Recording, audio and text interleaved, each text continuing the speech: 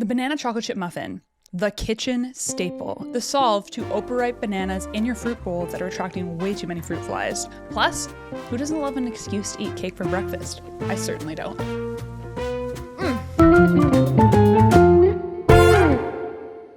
Hey everybody, welcome back to the Dolled Up Desserts recipe capsule. I'm so glad you're here. If this is your first time visiting this channel, welcome. Make sure you hit the subscribe button and the little bell so you can stay up to date with everything Dolled Up Desserts. Today, I am super stoked to share with you one of our original OG classic Dolled Up Desserts recipe, and I'm serious, this recipe has not changed since 2016 when I started the bakery. That is a long time for a recipe to stay the same, and it's literally because this recipe is like perfect. Like there's nothing that needed to be changed about it. Today we're making the OG Dolled Up Desserts banana chocolate chip muffin with cinnamon, allspice, and walnuts.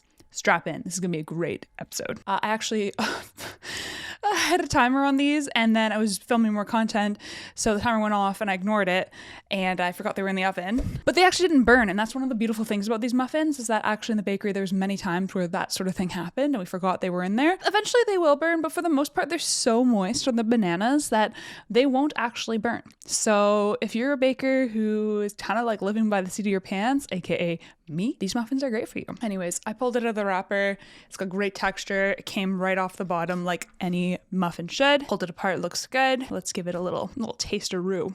Oh yeah, so classic.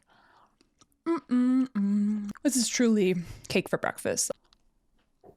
Not too sweet, great texture, and that crunch.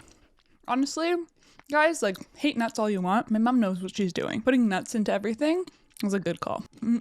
Plus, extra protein, right? Those of you who think this is healthy, which relatively speaking is low sugar. Extra nuts, extra protein. Yeah, these slap. These are so good. These are the steps of what you got to do to make our banana chocolate chip muffins, aka the best banana chocolate chip muffins you're probably ever going to have. You're going to preheat that oven to 350 degrees Fahrenheit or 325 convection, up to you, doesn't matter. Line that muffin pan, you could just use a standard one or mega one, doesn't matter, with your muffin liners. I like to use tulip cups, especially these cute ones with polka dots. Gives it a cute little flair. Plus, use tulip cups, you can make more Starbucks sized muffins, aka bigger ones, which could be your excuse to have cake for breakfast. Next thing you're going to do is you're going to prepare the flax egg, like we did in our brownie recipe. You're going to add some water to milled flaxseed. You're going to stir it up and you're going to set it aside. Next, you're going to take one of the larger mixing bowls and you're going to combine all of your dry ingredients together. Flours, the baking agents, the xanthan gum, just whisk that all together. P.S. Just wanted to say that even though I prefer you use a scale for this recipe, if you're going to use cup measures, I tried it all and I tested it all, obviously, because that's what I'm supposed to do, but also because I forgot my scale at home today. So I had to scale out all the ingredients using cup measures and teaspoons. And guess what? Everything worked great. In another mixing bowl, we're going to put all your wet ingredients. Just throw all the wet ingredients together. Your oil, bananas, flaxseed, as well as your sugar. You're going to put that in there. Maple syrup and brown sugar. You can use a electric mixer here. I'm using a spatula and a bowl. You just got to mash all those bananas together.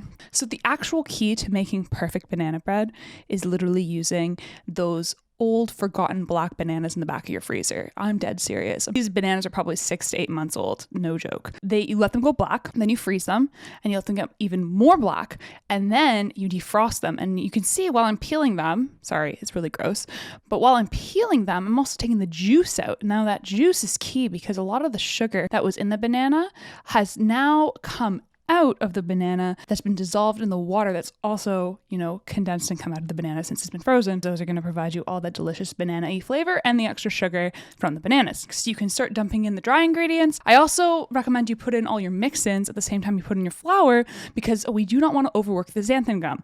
Similar to how you would not want to overwork gluten, xanthan gum, when mixed too many times and too hydrated, will become very gummy and sticky. And if we want to have a nice tender crumb and not a gummy puck like most gluten-free baked goods, we really want to just work the xanthan gum a tiny bit, and using your spatula, you can mix it all together. You can do it in parts, you can do it in one go, up to you. It depends on how adventurous you're feeling. You can overmix it a tiny bit, but not too much. We do not want a gummy banana muffin, and the gummy muffins is what usually tends to happen when you bake your muffins and the bottom of the muffin is kind of hard and sticks to the paper.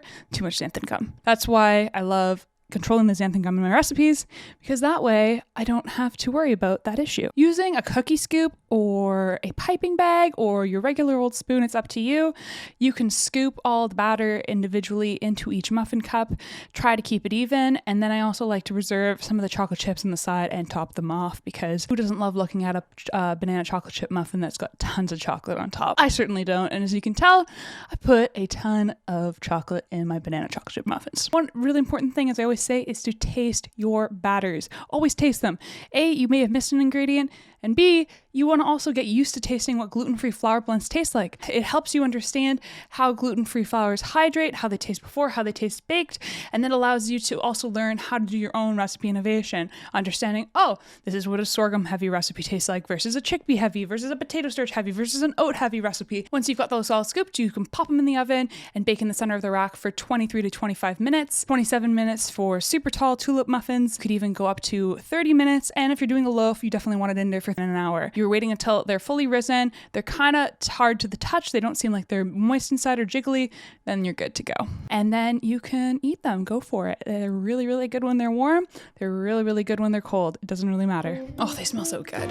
See, like, who doesn't want to look at a beautiful topped with chocolate chips like this? I just want to eat more. Like, I've already had one and I just want to eat more. That's all I want to do. I want to eat more. Well, these are going into my freezer, so I have some snacks when I don't really want to bake them again, because mixing that flour blend is a pain in the you-know-what, let me tell you. Thanks for watching. See you next week.